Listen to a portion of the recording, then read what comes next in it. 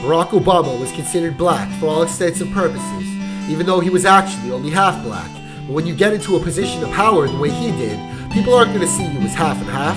However, I feel like Barack Obama was dealing with an internal struggle based on the fact that there was no way to substantiate entirely what he was exactly racially.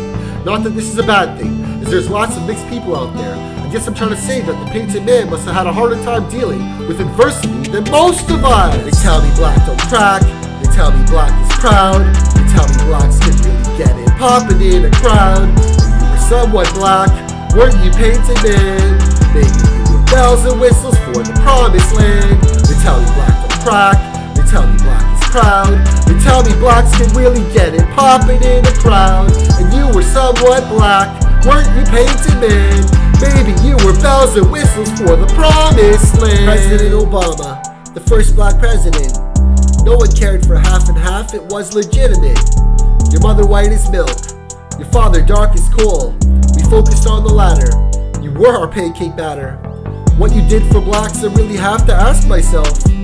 Was it more than we would have received from someone else? Perhaps Obamacare was something done with them in mind. Or was it possible you kinda left your kind behind? Racial equality didn't register as a topic on the docket. The white side was prevailing, and I've been tailing you since you got behind the wheel. President Obama really had to keep it real. They tell me black don't crack, they tell me black is proud, they tell me blacks can really get it popping in a crowd. If you were somewhat black, weren't you painted man? Maybe you were bells and whistles for the promised land. They tell me black don't crack, they tell me black is proud, they tell me blacks can really get it popping in a crowd. And you were somewhat black, weren't you painted man? Maybe you were bells and whistles for the promised land. Truth is Trevor Noah knows your struggle there, Obama.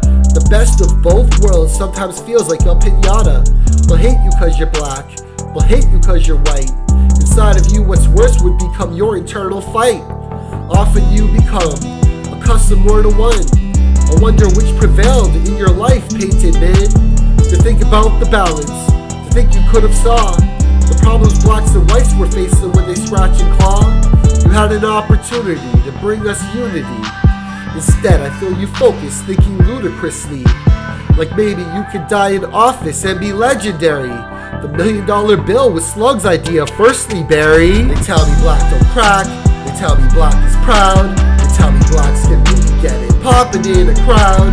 If you were somewhat black, weren't you painted man? Maybe you were bells and whistles for the promised land. They tell me black don't crack, they tell me black is proud, they tell me blacks can really get it popping in a crowd. And you were somewhat black, weren't you painted man? Maybe you were bells and whistles for the promised land. Challenge based on your complexion isn't easy for anybody. It's hard enough being 100% African American, but it's even harder when you're mixed, which was the case of Barack Obama.